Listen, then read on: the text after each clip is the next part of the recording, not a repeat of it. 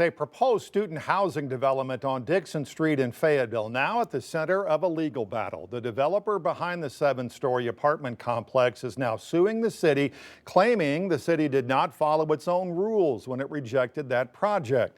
5 News reporter Morgan Wrigley joining us live now from City Hall to explain what's at stake and what still could happen tonight. Morgan? Well, Darren, that lawsuit was filed just days ago, and tonight that student housing complex could get a second chance. And it's not on the agenda for tonight's meeting, so the only way that it could get brought back up is if one of the 4 council members who voted against it last time made a motion to reconsider.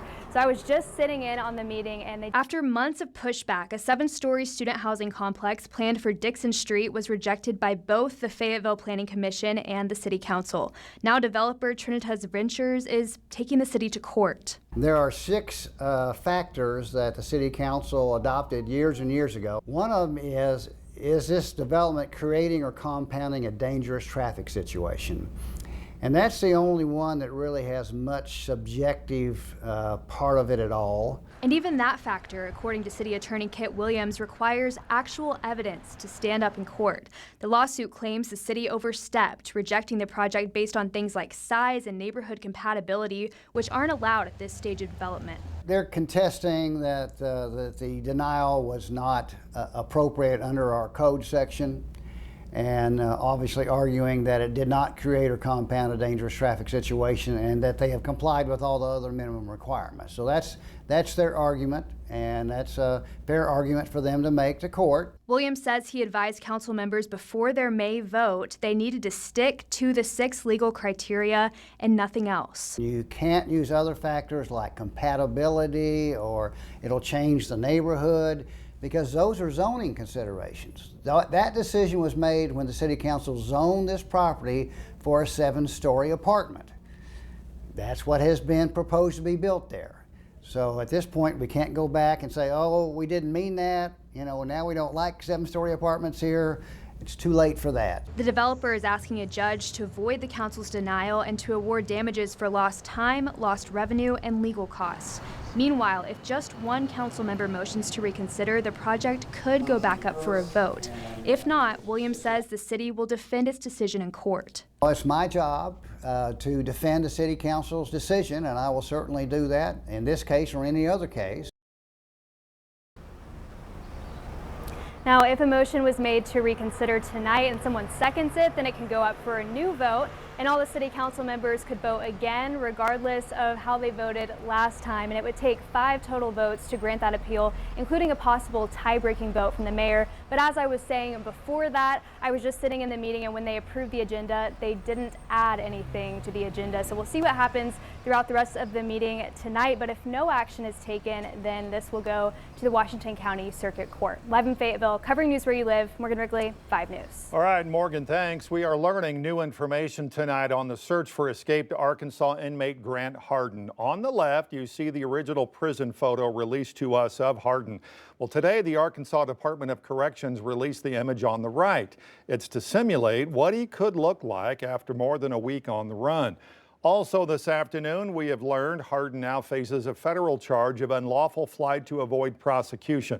We've also obtained new court documents in the state's existing case against him that shed new light on the manhunt.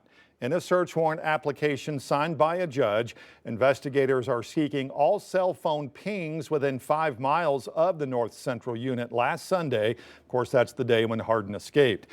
And while the warrant application said it's unclear if Harden had any help outside of prison, it's still not being ruled out. That's why investigators want this cell phone data. The reward, by the way, for information leading to his arrest now sits at $25,000. If you have any information about this, please call the number there on your screen, 1-800-CALL-FBI. Well, after months of back and forth between the city of Fayetteville and Northwest Arkansas National Airport, we now have the latest update on a lawsuit filed against Fayetteville after the airport announced plans to detach from the city. 5 News reporter Kayla Davis sat in on X&A's board meeting today and has what they talked about.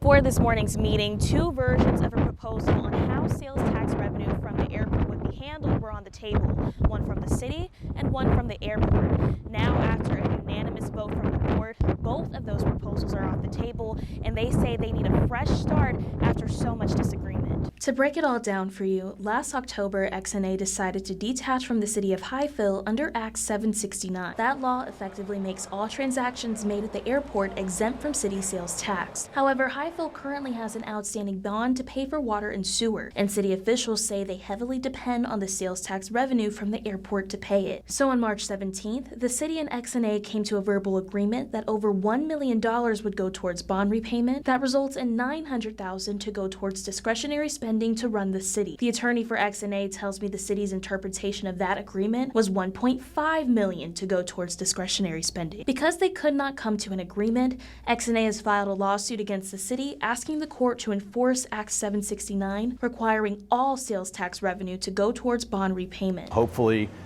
we can get to a point of agreement, but if we can't get to that point of agreement, we are committed to seeing that the city of Fayetteville and its officials follows the law, and we are committed to seeing this thing through for the benefit of our customers and for the restoration of the original vision of this airport. Burke says this agreement is so important because the larger the amount in discretionary spending, the less that's going towards that bond repayment. And the longer it takes to pay off that bond, the longer you'll have to pay that 2% sales tax on the bagel you buy or the car you rent at the airport. Both groups say they're hoping to extend an olive branch soon. In Fayetteville, covering news where you live, Kayla Davis, 5 News.